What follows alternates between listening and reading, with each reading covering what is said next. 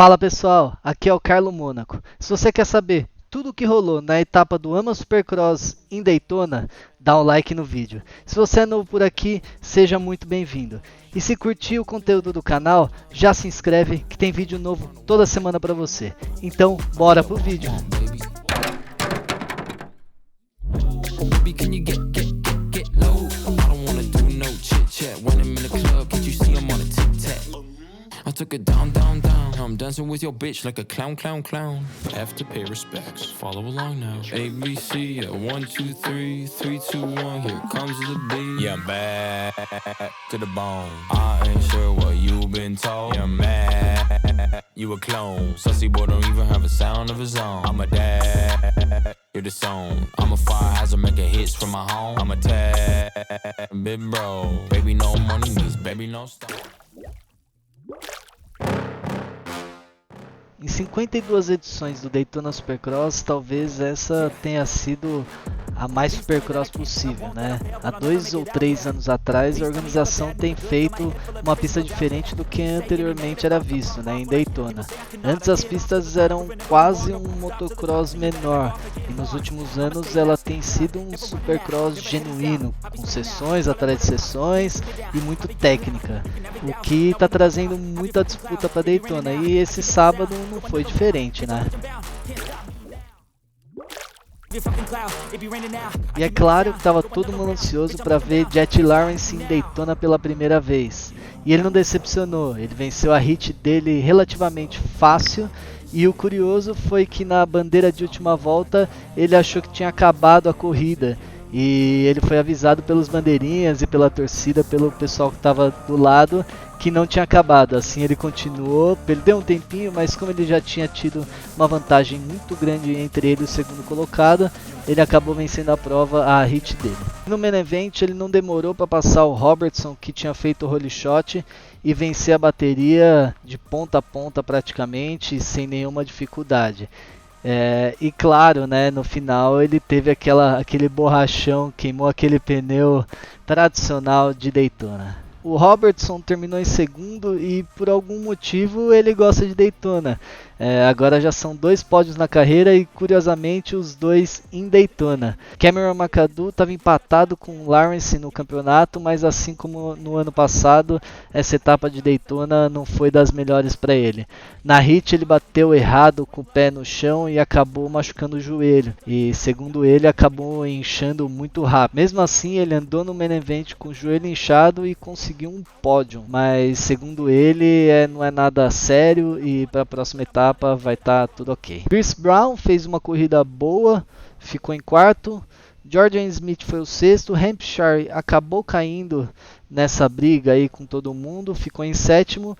E Phil Nicoletti foi o oitavo. E claro que eu não podia deixar de falar do nosso brasileiro Enzo. Ele claramente andou demais, andou em top 3 ali, a bateria inteira praticamente. E no final ele teve um probleminha com a embreagem que acabou diminuindo o ritmo, mas terminou numa 5ª colocação aí, que trouxe o 4º lugar agora no campeonato. Então parabéns, Enzo.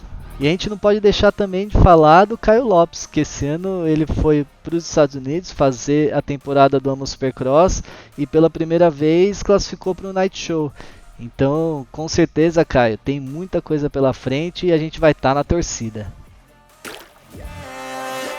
E aí veio a bateria mais importante da noite, a 450.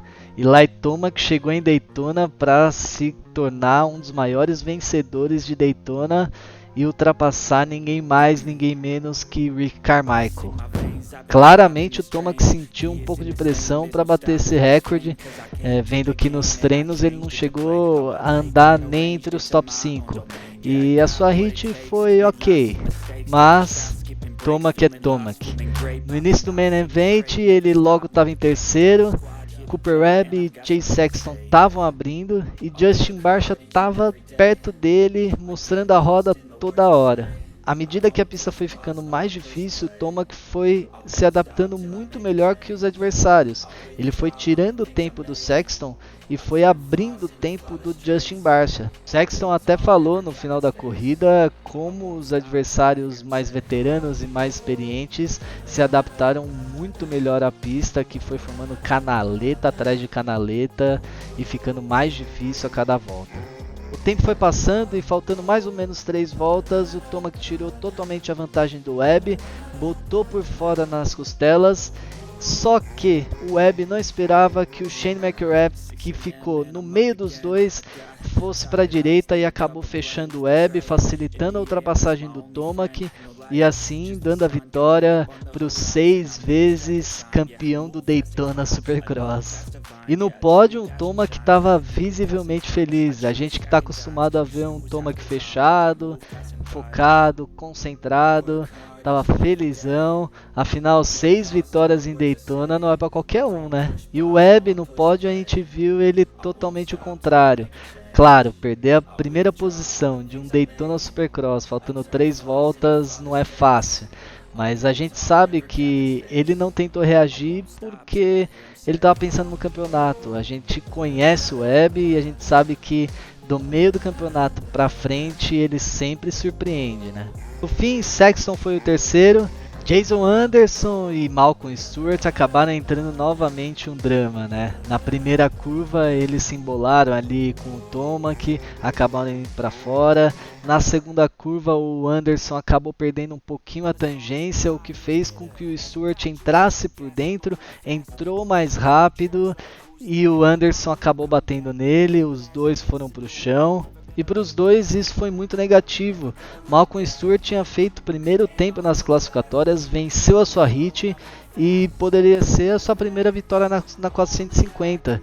Jason Anderson, por outro lado, também perdeu muitos pontos no campeonato e acabou deixando o Tomac avançar um pouquinho nos pontos. E o karma só se confirmou depois de um tempo. O Malcolm Stewart acabou errando numa ultrapassagem com Dean Wilson. Ele tombou a moto e o Dean Wilson também tombou a moto. O Anderson vinha atrás, acabou trombando no Wilson e caindo. Ou seja, o karma dos dois não tá fácil não.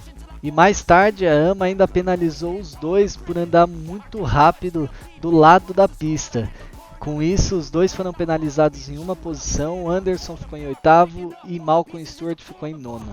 Agora o Tomac tem 8 pontos de vantagem para o Jason Anderson e o Webb ultrapassou o Malcolm Stewart, que agora é 3º colocado no campeonato. Dylan Ferrantes fez uma prova bem constante e terminou em 4º, seguido por Barcia em 5º e Marvin Musquin em 6º. O Ken Roczen ficou em 9º, mas com a penalização do Anderson e do Stewart, ele acabou ficando em 7º na colocação. Claro que a gente viu um Roczen um pouquinho melhor essa etapa, mas nada do que a gente espera, né? E por fim, Dean Wilson fechou os top 10. Bom galera, esse foi o resumo do Daytona Supercross. Se você gostou, já desce o dedo no like, já se inscreve, que toda semana tem vídeo novo pra você. Valeu, um abraço, até mais!